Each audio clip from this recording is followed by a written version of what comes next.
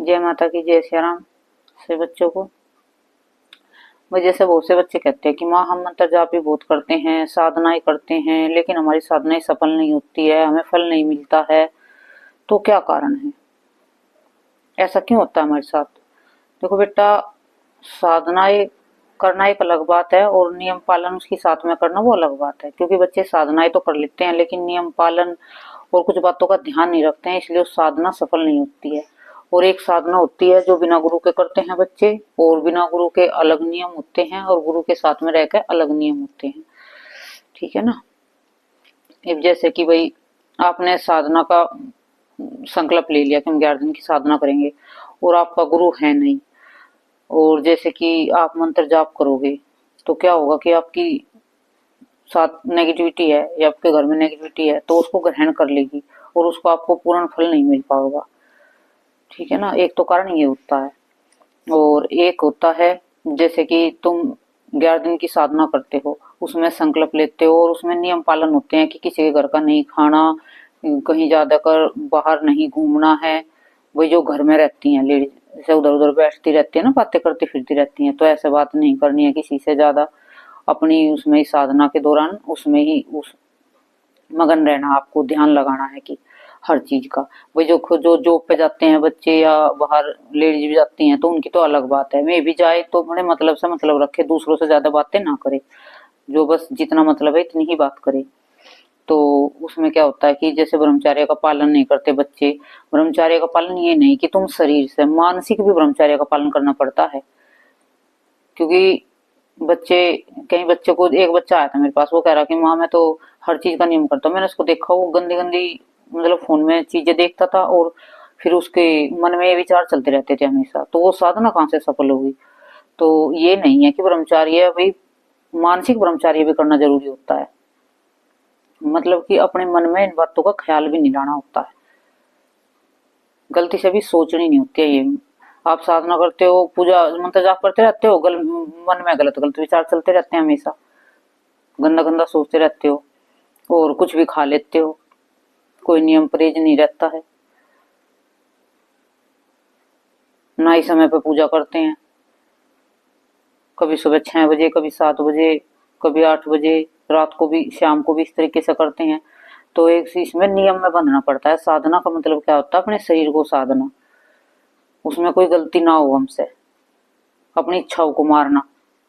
जैसे कि कोई खाने पीने की चीज है और आप बहुत ज्यादा खाते हो बाहर की चीजें, और उन 11 दिन की आपने साधना का संकल्प ले लिया, तो आप उन चीजों के बारे में सोचते रहोगे कि मेरे व्रत साधना पूरी होगी तब मैं ये खाऊंगा, तब मैं बर्गर खाऊंगा, पिज्जा खाऊंगा, चाउमीन खाऊंगा, टिक्की खाऊंगा, इस तरीके से आपके मन में चलते रहोगे, तो वो आपकी साधना वहां पे भी खंडित हो जाती है। आपको मानसिक भी अपने शरीर को संभाल कर रखना है। जैसे कि आप बाहरी शरीर से कंट्रोल कर रहे हो ना, तो अपने अंदर की इंद्रियों को भी आपको कंट्रोल करना है, खाने पीने से बचना है। मतलब कि ये ना सोचियो कि हाय बस मेरे तो ये व्रत पूरे कैसे जल्दी से संकल्प पूरा हो जाए, मैं तो जाते ही बस ये लेके खाऊंगा, ये वो खाऊंगा, इधर जाऊंगा, उधर घूमूंगा, इधर वो करूंगा, उससे बातें करूंगा, मतलब कि 11 दिन में बेचैन हो जाए। तो बचे करो इनसे, हर चीजों से। मानसिक पाप करने से बचे करो। किसी के बारे में जैसे भी तुमने, चलो करते नहीं हो तुम बुरा, लेकिन सोच तो रहे हो उसके बारे में कि इसने मेरे साथ ये करा, मैं तुमको कहूँ इसका ये हो जाए, इसका ये बिगड़ जाए, आज इसका ये हो जाए। मतलब कि आप हमेशा मन से पाप करते हो। तन तो आपका बचा रहता है लेकिन मन से पाप करते हो। जैसे मानसिक पूजा का फल मिलता है ना हमको, ऐसे मानसिक जाप का भी हमें फल मिलता है। मानसिक कुछ भी करो, मानसिक पूजा पाठ हम करते हैं उसका भी फल मिलता है, मानसिक हम पाप करते हैं उसका भी हमें फल मिलता है। मानसिक पाप भी ऐसे होते हैं जैसे सोच लिया हमने किसी के बारे में कि इसका बुरा हो जाए, इसका ये हो जाए, ये मर जाए, इसको यहाँ एक्सीडेंट हो जाए, ये हो जाए, तो वो भी एक पाप ही है। ठीक है ना, सोचना भी। तो किसी के बारे में साधना साधना के दौरान क्या, कभी भी किसी के बारे में सोचना नहीं चाहिए। कोई कितना ही करे, भगवान के भरोसे छोड़ दो कि भगवान उसको एक दिन अपने आप सजा मिल जाएगी। और ऐसा नहीं कि भगवान देते हैं सजा, लेकिन वो भगवान धीरे से देते हैं।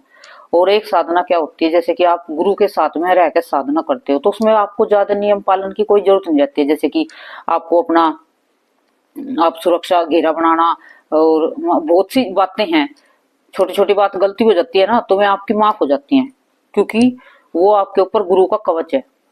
ठीक है ना। जैसे कि कोई भी फल है, छिलके के अंदर फल रखा है तो तब तक वो खराब नहीं होगा, वो सेफ रहेगा और सुंदर रहेगा। कोई भी फल हो जो छिलके के अंदर वाला फल है, ठीक है ना। और जैसे कि आप कोई उस फल को आप छील कर रख दो, ठीक है, तो वो 1 घंटे के अंदर अंदर खराब होने लगेगा, उसका रंग कलर चेंज होने लगेगा, वो मतलब उसमें गंदी बदबू आने लगेगी शाम तक। तो इसी तरीके से बच्चे हम सब होते हैं। जैसे कि बिना गुरु के हम करते हैं साधना, तो वो हमारी साधना सफल नहीं होती है, खराब होती है। उसे कोई भी चुरा लेता है, उसमें कोई भी नेगेटिव घुस जाती है, मतलब हर पता नहीं कहाँ क्या क्या हो जाता है। तो उसमें गुरु का क्या होता है, जब गुरु साथ में होता है ना, जैसे बच्चे कहते हैं ना हम सुरक्षा घेरा कैसे बनाए, गुरु के साथ में होकर सुरक्षा घेरा बनाने की जरूरत नहीं होती है। क्योंकि गुरु तुम्हें मंत्र देता है ना, जो गुरु मंत्र है वो तुम्हारी हर तरीके से सुरक्षा रक्षा करता है। और जो गुरु है, लेडीज हैं, उनको चुन्नी दे देती हैं गुरु, उनकी माँ आसन देते हैं, माला देते हैं, गुरु के सिद्ध करे हुए होते हैं वे, तो उनको कोई चीज वैसे भी ग्रहण नहीं करेगी। वो आप जितना भी कुछ करोगे ना, जैसे कि आप अपनी अपनी मर्जी से आप माला कर रहे हो, तो आप जैसे कि 1 माला कर रहे हो, मतलब आपने 10 माला करी तो आपको 10 माला का ही फल मिलेगा, ठीक है ना। और जैसे गुरु ने दे रखी है माला सिद्ध करके, तो आप 1 माला करते हो, उसकी 2 माला का फल मिलता है तुम्हें एक ही माला से, और जल्दी तुम्हारे मंत्र सिद्ध होने लगते हैं। जैसे कि भाई तुम्हें अपने आपसे मंत्र उठाया, तो वो तुम्हारा मंत्र 2 साल में या मतलब कि 3 साल में होगा सिद्ध, ठीक है ना। और जो गुरु ने दिया है वो सिद्ध करा हुआ है, तो उसको उसको तुम्हें जल्दी से 1.25 महीने में या 1.25 साल के अंदर अंदर वो मंत्र कार्य करने लगेगा, ठीक है ना। जो तुम्हारे ऊपर बात है, वो मेहनत के ऊपर बात है कि तुम मेहनत कितनी करते हो। जो हम किताब से मंत्र उठाते हैं ना, वे कीलित होते हैं, ठीक है ना। तो जो गुरु उनको जप लेता है ना, पहले गुरु जपता है, क्योंकि उनको भी उनके गुरु ने दिया, उनको भी उनके गुरु ने दिया है, परंपरा चली हुई है, तो वो निष्किलित हो रखे हैं मंत्र। वो उससे ना सवाल जवाब करते हैं, देखो हर तरीके से है, सब तरह की दुनिया में कहेंगे कि मंत्र तो पहले ही सिद्ध हैं, सिद्ध हैं वे मंत्र, लेकिन तुम्हारे सबके लिए सिद्ध नहीं है। जो ऐसे होते ना सिद्ध, तो दुनिया कर लेते और दुनिया भगत बन के बैठ जाती है अपने घर पे, हर घर में भगत होते। अब भी दुनिया भक्ति कर रही है, भक्ति और भक्ताई में फर्क होता है। मैंने बार बार कहती हूँ, हर वीडियो में कहती हूँ, भक्ति करना जैसे कि अपने घर में नॉर्मल सुबह शाम की पूजा करना, वो भक्ति होती है। धूप दीप दिखाना, और जो साधनाएं करते हैं, मंत्र जाप करते हैं, रात को देर देर तक हवन करते हैं, ये भक्ताई होती है, ठीक है। भक्ताई वो करता है इंसान जिसको आगे दूसरों का कार्य करना है, भलाई करनी है। तो इस तरीके से साधनाएं में हमें इतना ध्यान रखना पड़ता है, हर छोटी छोटी बातों का ख्याल रखना पड़ता है, और संकल्प लेकर जो हम कुछ करते हैं ना, वो जल्दी से हमारी पूर्ण होती है। और जैसे कि मंत्र जाप, वो उससे कहेंगे कि 1.25 लाख मंत्र जप लिया हमने, तो क्या हमारा मंत्र सिद्ध हो गया? देखो इतनी जल्दी मंत्र सिद्ध नहीं होते हैं। बहुत से कहते थे कि 1 दिन की साधना करो, आप खुद समझ सकते हो। ये छोटी छोटी बात मुझे इसलिए बतानी पड़ती है ताकि तुम समझ सको, उस पे सवाल जवाब ना करो और अपनी पूजा पाठ पे ध्यान दो। सवाल जवाब में लग के रह जाते हैं, पूजा पाठ में ध्यान देते नहीं है, सिर्फ सवाल जवाब, मन में सिर्फ सवाल जवाब। तो 1 सवा महीने में या 1 दिन की साधना से कुछ नहीं होता।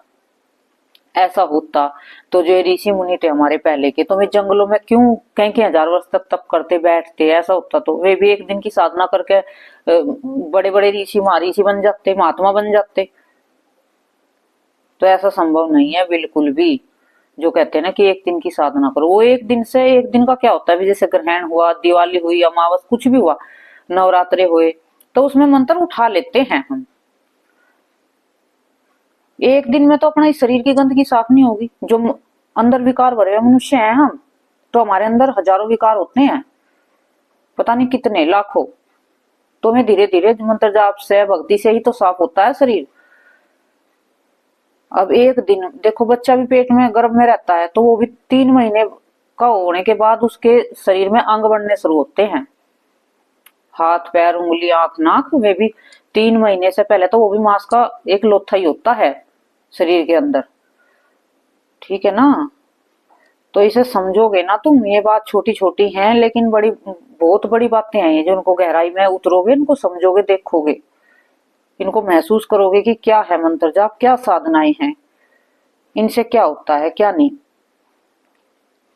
तो ये जैसे कि मंत्र जाप एक दिन से कुछ नहीं होता। आपने एक बार उठा लिया, आपने 1.25 लाख कर लिए, 1.25 करोड़ मंत्र तक होने बाद और सिद्ध भी मंत्र हो जाता है। तो वो कैसे, वो मतलब एक बात है, जैसे कि कोई इंसान है, वो अंदर उसकी आत्मा इतनी, मन उसका साफ है। ये है ना, पता क्या शक्ति किसको मिलती है? जिसकी आत्मा कोमल होती है, जिसका मन साफ होता है, जिसके अंदर छल कपट नहीं होता है, जो किसी से ईर्ष्या नहीं करता, किसी से जलता नहीं है, किसी से में भेदभाव नहीं रखता है, उसे किसी से कोई लेना देना नहीं होता। वो क्या करे क्या नहीं करे, दूसरा उसके बारे में क्या सोचे क्या नहीं सोचे, क्योंकि उसे सिर्फ अपने भगवान से मतलब होता है, अपनी पूजा पाठ से मतलब होता है। और उसी को भगवान की प्राप्ति होती है, उसी के भगवान को अंश मिलते हैं। जिसके अंदर छल कपट होता है, जिसके मन में पाप होता है, जिसकी अंदर की आत्मा काली होती है, तो उसको कभी भी भगवान नहीं मिलेंगे। पूरी जन्म भक्ति कर लेंगे ना, तब भी उनको भगवान मिलने वाला नहीं है। क्योंकि एक इंसान ऐसा होता है कि अपना अपना भला सोचता है और दूसरे का तो हमेशा बुरा सोचता है, वैसा करता है भक्ति। उसके जन्म बीत जाते हैं, तब भी उसको भगवान की प्राप्ति नहीं होती है। भगवान की प्राप्ति करनी है तो मन को साफ रखो, छल कपट से दूर रहो, चुगली चपटे से दूर रहो और अच्छे अच्छे कार्य करो और भगवान के साथ ही मगन रहो, दुनियादारी में ना इलझो। तो साधनाएं करो, पर लेकिन सोच समझ के मेहनत भी करो, उसका फल भी ना मिले तो क्या फायदा है साधना करने का। आजकल ये वो तो चल रहा है कि हम एक दिन की साधना कर लेंगे, फिर हम गद्दी लगा लेंगे, फिर हम भी वो करेंगे, यूं करेंगे, हम दूसरों का भला करेंगे। वो से कहते हैं ना कि जैसे कमेंट में भी कहते हैं मेरे को कि हमें दूसरों का भला करना है। भाई देखो, दूसरों का भला हम कौन होते हैं करने वाले? क्या औकात है हमारी कि दूसरों का भला करें? हम यहाँ बैठे हैं कि हम दूसरों का भला कर रहे हैं? नहीं। कौन कर रहा है? भगवान, माँ बाबा भला भी करते हैं, सिर्फ नाम करते हैं भगत का। नाम करते हैं जब उनकी इच्छा होती है उस भगत का नाम, नहीं तो करते भगवान ही है। इंसान की औकात नहीं है कि किसी का भला कर सके, वो निस्वार्थ। एक भगवान ही है जो निस्वार्थ भला कर सकता है। इंसान का तो हर कहीं स्वार्थ ही जुड़ा होता है। कोई किसी का इतना सा भी कार्य करेगा ना, उसको भी उसका स्वार्थ होगा तो वो करेगा। ये दरबार होता है ना, जैसे कि दरबार लगाते हैं बच्चे, कहते हैं कि वो मेरा बच्चा बहुत प्यारा है, वो बच्चा मेरे से बहुत प्रेम करता है, वो बच्चा मेरी इतनी केयर करता है, इतना करता है। कोई नहीं करता है किसी की कुछ भी, सिर्फ अपने मतलब से। तो दूसरों के चक्करों में अपने घर को मत उजाड़े करो। बहुत सी लेडीज अपने घर परिवार से बिगाड़ लेती हैं कि मुझे अब जरूरत नहीं है किसी की, मैं तो, मेरे पास तो बहुत बच्चे जुड़ रहे हैं, मेरा तो सब ख्याल रख लेंगे, वो कर लेंगे। कोई ऐसा कुछ करने वाला नहीं है, अपना परिवार ही काम आता है। तो ये साधना के बारे में बता रही थी मैं। तो भाई जैसे कि साधनाएं हम करते हैं तो उसमें क्या होता है, बिना गुरु के साधना करते हैं तो कैसे करें बिना गुरु के साधना, उसको मैं तुम्हें थोड़ा सा इस पे थोड़ी सी 2-4 बातें बता देती हूँ कि तुम भाई बिना, जो तुम्हें फल मिल सके उसका तुम लाभ उठा सको, जो तुम मेहनत करो उसका तुम्हें कुछ ना कुछ मिले जरूर। तो एक तो जैसे कि बीज मंत्र उठाते हैं बच्चे, नरवाण मंत्र उठाते हैं, तो उसमें क्या होता है कि बिना गुरु के उठा लेते हो आप, तो आपको कष्ट होने लगता है। आपके मतलब कि आपको कष्ट भी क्यों होता है? जो आपके अंदर नेगेटिविटी होती है ना, वो बाहर निकलने लगती है, वो आपको परेशान करने लगती है। आप सोचते हो कि मंत्र जाप से हो रहा है, ये मंत्र जाप से नहीं होता है आपके साथ। ये नेगेटिविटी आपको परेशान करती है, आपको कोई दिक्कत बन जाती है ना आपके घर में, सोचते हैं कि लड़ाई झगड़ा हो रहा है। लड़ाई झगड़ा वो मंत्र जाप से नहीं होता है। कहते हैं बीज मंत्र उठा लिया मैंने, माँ काली का मंत्र उठा लिया तो मेरे घर में लड़ाई झगड़े होने लगे हैं, मेरे शरीर में दर्द रहने लगा है, ये होने लगा है। वो शुरुआत में क्या होता है कि वो तुम्हारे अंदर से नेगेटिविटी बाहर निकलती है और तब तुम्हारे शरीर में परेशानी बढ़ने लगती है। तुम्हारे लड़ाई झगड़े होते हैं कि वो नेगेटिव तुम्हारे लड़ाई झगड़े करवाती है ताकि तुम मंत्र जाप ना करो, क्योंकि उसको परेशानी होती है। उसको लगता है कि मुझे अब घर से निकलना पड़ेगा, मेरा टाइम आ गया, तो वो कोशिश करती है तुम्हें डराने की। ठीक है, इस तरीके से। तो आप बिना गुरु के कैसे करें? कोई भी नवरात्रों में करो या होली पे या दिवाली पे, इसमें ना वीडियो को कभी भी देख लो और कभी भी इसमें से कुछ भी कर सकते हो। आपको ये नहीं कि वीडियो में सिर्फ एक ही त्योहार पे बना रही हूँ, ये हर त्योहार की मिलेगी तुम्हें। मतलब इसमें हर, होली पे भी कर सकते हो, दिवाली पे कर सकते हो, ग्रहण में कर सकते हो इनको। ठीक है, नवरात्रों में कर सकते हो आप, कोई भी त्योहार आए उस पर आप इस साधनाओं को कर सकते हैं बिना गुरु के। ठीक है, गुरु तो देखो बनाना पड़ेगा। गुरु किसको बनाना पड़ेगा? जो कोई दरबार चलाना चाहता है, जिसके पास शक्ति आई हुई है, उसको तो गुरु बनाना ही पड़ेगा। लेकिन ये शुरुआत की फिर भी मैं बता रही हूँ कि भाई जब तक तुम्हें अच्छा गुरु ना मिले, अच्छा दरबार ना मिले, तो तुम अपने कैसे सुधार करो अपने जीवन में? तो आप साधना ही करोगे। साधना कैसे करनी है आपको? एक तो कोई भी मंत्र उठाओ आप, उस मंत्र में आपको ओम जरूर लगाना है। जो बिना गुरु के मंत्र करते हैं ना, वो वैसे भी करेंगे ना बिना उनके, तब भी उनके मंत्र सिद्ध हो जाते हैं। क्योंकि उनके वो जो आगे है मंत्र, हम ओम क्यों लगाते हैं? कि हमारे पास कोई गुरु नहीं है। तो मंत्र ओम पहले लगाने से और लास्ट में लगाने से वो मंत्र लॉक हो जाता है अंदर, उसको कोई नेगेटिविटी ग्रहण नहीं कर पाती है। और ओम भोले बाबा का जैसे कि मंत्र है ये, तो इसमें क्या होगा, भोले बाबा की आप पे सुरक्षा हो जाओगी ओम को लगाने से, बाद में भी और शुरुआत में भी। तो भोले बाबा की आप पर कृपा हो जाएगी, जिम्मेवारी हो जाएगी, वो एक गुरु रूप में आपका कवच हो जाएगा। ठीक है, इस तरीके से ओम लगा के साधना करते हैं बिना गुरु के। जैसे कि हमने भाई देखो, सीताराम का ही जाप है, इसको सीताराम सीताराम बुक में भी सीताराम लिखा है, लेकिन कोई करता है इसको, भाई किसी घर में नेगेटिविटी है, उस बच्चे को परेशानी, सीताराम के से जाप से भी दिक्कत हो जाती है, ये समझे नॉर्मल मंत्र है। जिसको कष्ट वो होगा, नेगेटिविटी होगी, उसको भी थोड़ी सी दिक्कत बनेगी, इसको घबराहट सी होने लगेगी, मन घबराने लगेगा, दिल भारी भारी सा होने लगेगा, इस तरीके से पैरों में थोड़ा दर्द बढ़ने लगेगा, कमर में दर्द बनेगा, कमर में जो रीढ़ की हड्डी उसमें गर्माहट सी, तुम्हें गर्मी महसूस होने लगेगी मंत्रों से। ये इस तरीके से होता है शुरुआत में मंत्रों से। और तो जैसे कि भी सीताराम का जाप करो, तो ओम सीताराम नमः आप इस तरीके से भी कर सकते हो। ओम सीताराम ओम सीताराम ओम सीताराम इस तरीके से भी कर सकते हो। और जैसे कि भाई कोई बीज मंत्र है, माँ काली का बीज मंत्र लगा लो तुम पहले, सबसे पहले तो भाई जैसे तुमने मंत्र करना है ओम क्रीम कालिकाय नमः, तो इसमें क्या करना है तुम्हें, ये सब की गुरु है तो वो तो तुम जैसे भी देगा तुम्हारा गुरु, उस तरीके से तुम कर लेना। और बिना गुरु के कैसे करोगे? ओम क्रीम कालिकाय नमः ओम, तो क्या होगा, मंत्र तुम्हारा बीच में लोक हो गया।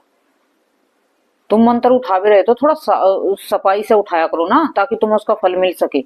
साधना कर रहे हो बिना गुरु के, ठीक है। और एक बिना गुरु के देखो, ये छोटे छोटे नियम बताऊंगी। एक तो मैंने ओम लगाना तुम्हें शुरू में भी और लास्ट में भी, कोई भी मंत्र हो तुम्हारा, ठीक है, निर्वाण मंत्र तक क्यों ना हो, उसमें तुम्हें ओम लगा के कर लेना, पहले भी और बाद में भी।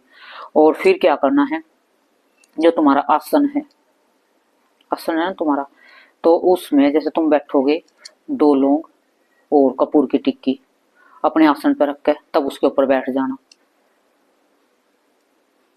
ठीक है। उससे तुम्हें कोई नेगेटिविटी, तुम्हारे मंत्र कभी नहीं इधर उधर ग्रहण करेगी। और एक जैसे कि काले तिल हो गए, काले उड़द हो गए, उसको अपने चारों तरफ डाल लो। जिसका गुरु नहीं है, साधना कर रहे हैं, जिसको संकट है, जिसको दिक्कत है, परेशानी है, थोड़ा बहुत तो अपने घर पे अपने आप भी संभाल सकते हो आप इस तरीके से। और ये 2 हो गए। और एक मैंने पहले बताया था, वही ज्यादा दिक्कत है, आपको परेशानी होती है, आपका दिल घबराता है, आपको बैठे नहीं जाता, आपको बेचैनी लगती है, आपके सिर में दर्द होने लगता है, आपकी आंखों से बहुत ज्यादा गर्मी निकलने लगती है, अगर मतलब आंखों में आग सी जलने लगती है, आपके कान बंद होने लगते हैं आपके, जैसे मंत्र जाप करते हो आपको ऐसा लगे जैसे कि आपके कान बहरे हो रहे हैं, कि वो नेगेटिविटी ना सुनने नहीं देती है तुम्हें, अच्छा कोई संकेत भी भगवान देना चाहेगा, वो नेगेटिविटी तुम्हारे कान बंद कर देती है। तो आपको क्या करना है, एक नींबू ले लेना है आपको, उस नींबू को आप धागे में पिरो के अपने गले में डाल लो। वो नेगेटिविटी जितना भी तुम मंत्र जाप करोगे, वो नेगेटिविटी तो उस नींबू के अंदर स्टोर होती रहेगी, और जो वो है मंत्र जाप है वो तुम्हारे शरीर के अंदर स्टोर होता रहेगा। इस तरीके से तुम्हारी सुरक्षा रक्षा होती रहेगी उस नींबू से।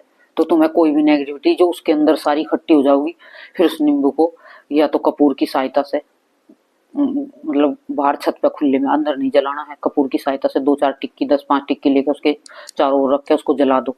ये नहीं कि पूरा जलेगा, आपका सवाल होगा कि पूरा जलेगा, नहीं, वो जितना भी जले उससे इतनी नेगेटिविटी खत्म हो जाती है थोड़ी सी अग्नि लगने के बाद ही, ठीक है ना।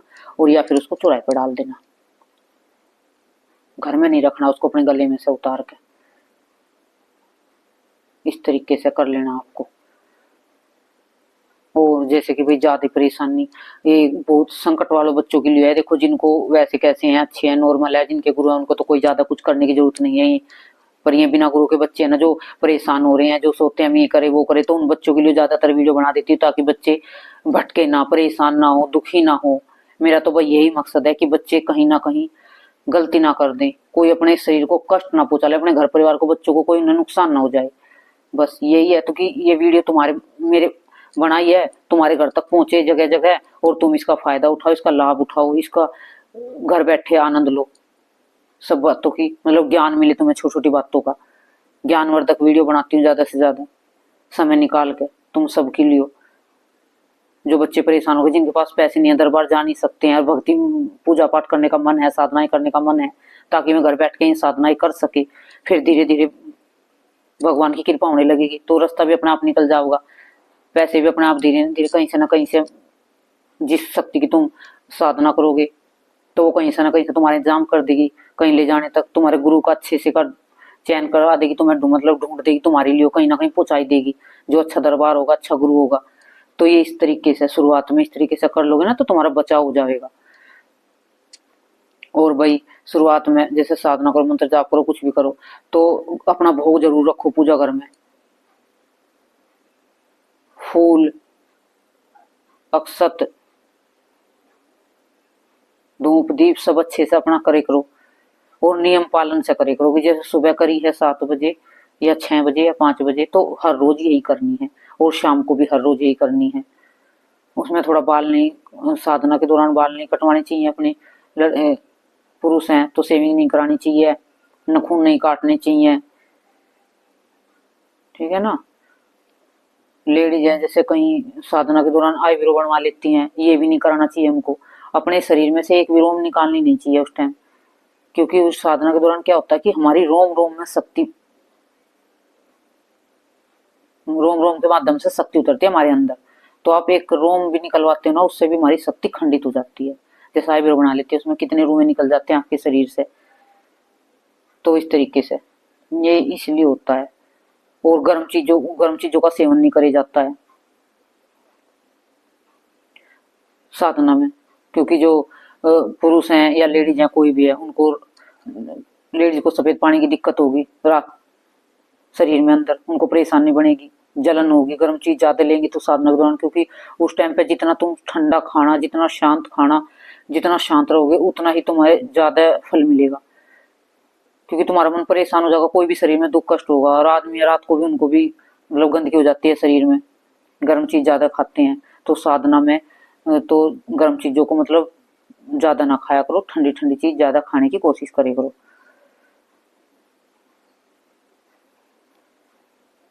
साधना का मतलब यही होता है कि भाई जो हमारे शरीर हैं उससे हमारे 11 दिन की हम साधना करके, 21 दिन की साधना करके, जो हमारे अंदर विकार भरे हुए हैं गंदे संदे, वे इस साधना के दौरान बाहर निकल जाएं, और हमारे शरीर की साफ शुद्धि हो जाए।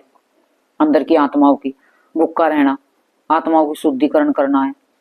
हम ठूसते रहेंगे पूरे दिन, खाते रहेंगे, तो फिर क्या फायदा है साधना करने का।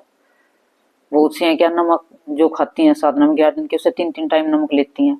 नवरात्रों में भी देखा जैसे कि कभी मखाने भून के खा लेंगी, कभी कुछ भून के खा लेंगी, सारे दिन मतलब कि चपर चपर लगी रहती हैं खाने पीने में। ऐसा नहीं होता है साधना में, अंदर की सफाई तभी तो होगी तुम्हारे, तभी तो चक्कर तुम्हें जागृत होंगे, जब तुम संयम नियम में रहोगे। ज्यादा से ज्यादा 1 टाइम नमक लो, नवरात्रि भी रखते हो तो शाम के समय लो या सुबह के, जो भी तुम्हारी है भाई, जिसको दिक्कत परेशानी है तो 1 टाइम लो नमक। दिन भर में नमक का मत खाया करो सारे दिन। भगवान के भी हम नमक का भोग नहीं लगाते हैं कभी, भगवान को भी हमेशा मीठे का ही भोग लगता है, नमकीन पसंद नहीं है भगवान को, मीठे का ही भोग दिया जाता है।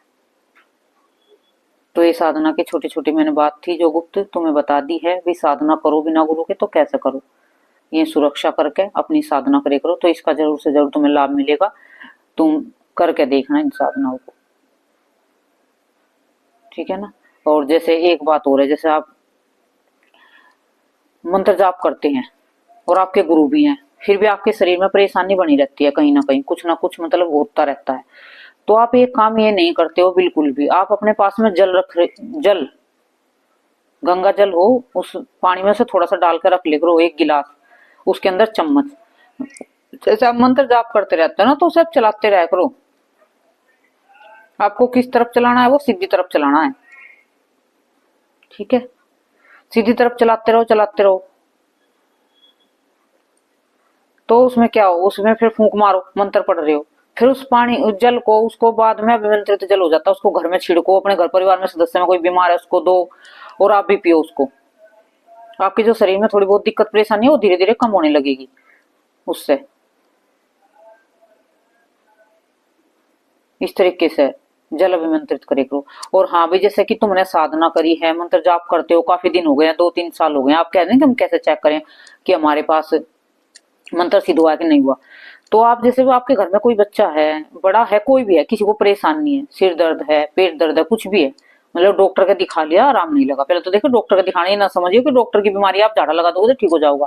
जो डॉक्टर की बीमारी होगी, चाहे कितने किसी का कितना ही सिद्ध मंत्र हो, कितना ही महापुरुष हो, उसको आराम नहीं लगेगा। जो डॉक्टर की बीमारी होगी तो वो डॉक्टर के जाकर डॉक्टर ही ठीक करेगा उसको दवाइयों से। किसी को बुखार है, कुछ भी है, लेकिन नेगेटिविटी के कारण हो जाता है कई बार। कई बार क्या होता है, किसी का मन घबराने लगता है, बेचैनी लगने लगती है शरीर में, रोने को मन करता है उसका घर में, तो उसको जरूर नेगेटिविटी लग जाती है कहीं से। जैसे कोई मीठा घर से बाहर से कोई मीठा लेके आया, उसके साथ वो नेगेटिविटी आ जाती है, तो उसको परेशान करने लगती है, क्योंकि जो कमजोर हो रहा होता है ना उसकी तरफ ज्यादा भागती है वो। ये तो फलों में भी आ जाती है। एक बार देखो, कोई बातें हैं हमारी भी, जैसे इतने दिन या हमें भी याद आ जाती है कि हमारे साथ भी पहले कभी कुछ होता था, भी ये होता था। जैसे कि एक बार हमारे यहाँ हम शादी करके आए थे, ज्यादा दिन नहीं हुए थे, बस थोड़े ही दिन हुए थे। तो रात को जैसे अंगूर लेके आए थे, और तो वो अंगूर रात के समय 10 साढ़े 10 का टाइम हो रहा था। वे जब भी 10 बजे से आए थे, 10:30 बजे जब धो धा के जैसे मैंने उसमें से अंगूर खाए ना, तो मेरे को उस रात के समय ही परेशानी बन गई थी। मेरा मन ऐसा करे कि थोड़ी देर बाद ही जैसे चिल्ली मार मार कर रोने लग तू, क्योंकि उनकी साथ में ही बाहर से नेगेटिविटी आ गई थी। और फिर मेरे को पूरी रात बेचैनी, पूरी रात दर्द, पूरा बुरा हाल रहा उन अंगूरों को खा के। तो सुबह एक गांव में एक भगत था, उसके जब झाड़ा लगवाया मुझे ले जाके, तब मेरे को आराम लगा था। तो ये नेगेटिविटी किसी चीज में भी आ जाती है। बढ़ते मीठा लाते हैं, फल लाते हैं, खुशबू की चीज आती है, कुछ भी उसके साथ लग के आ जाती है, और किसी को भी लग जाती है घर में।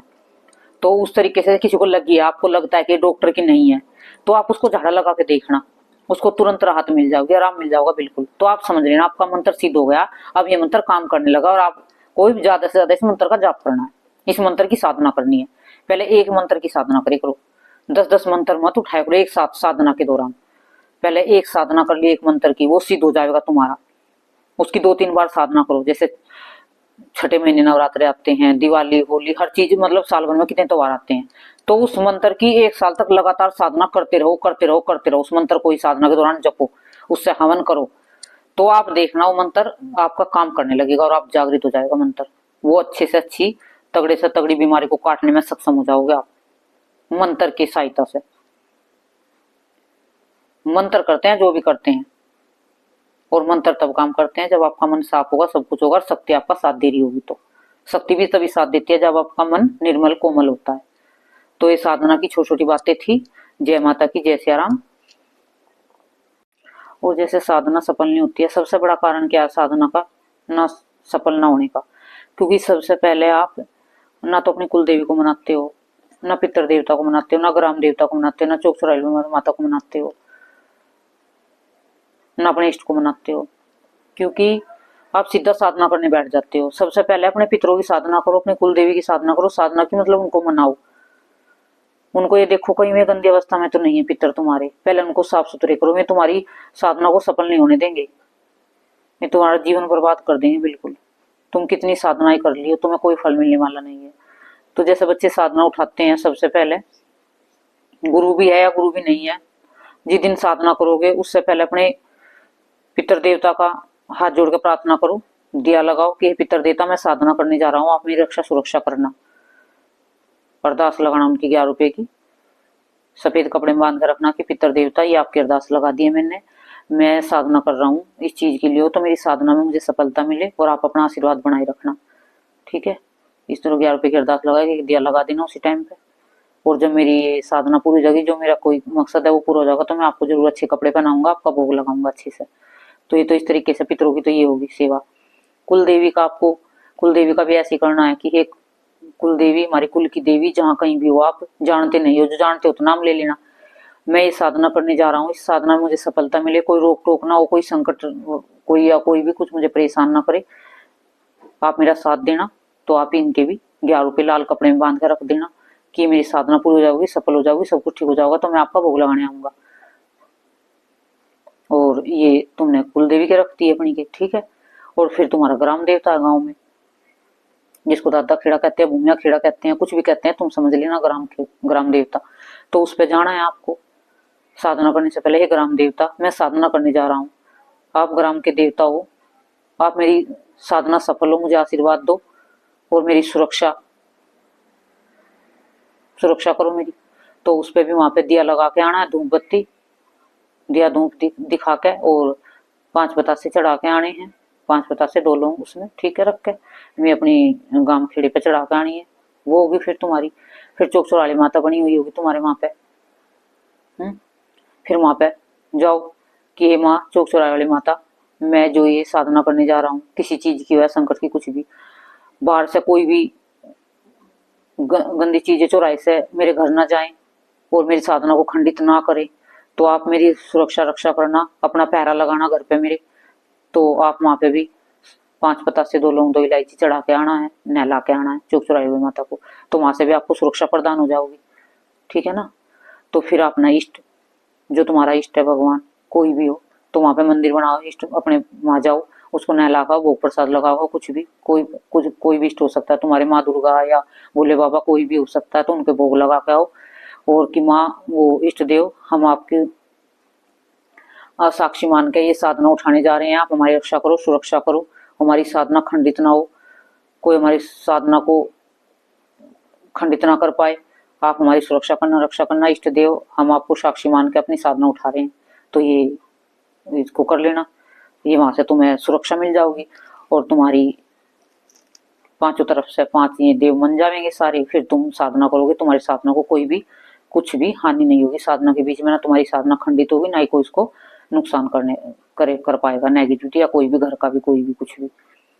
तो इस तरीके से ये जरूर करना तुम शुरुआत में जो करते हो, चाहे गुरु हो या ना हो, फिर भी इस चीज को कर लेना, फिर देखना तुम्हें कि साधना का फल कैसे मिलता है और कितना तुम्हें फायदा होगा, उसके बाद क्या क्या अनुभव होंगे उस साधना के अंदर ही तुम्हें, क्योंकि तुम्हारे चारों तरफ से रक्षा सुरक्षा घेरे बन जाएंगे, घर के भी और तुम्हारे भी।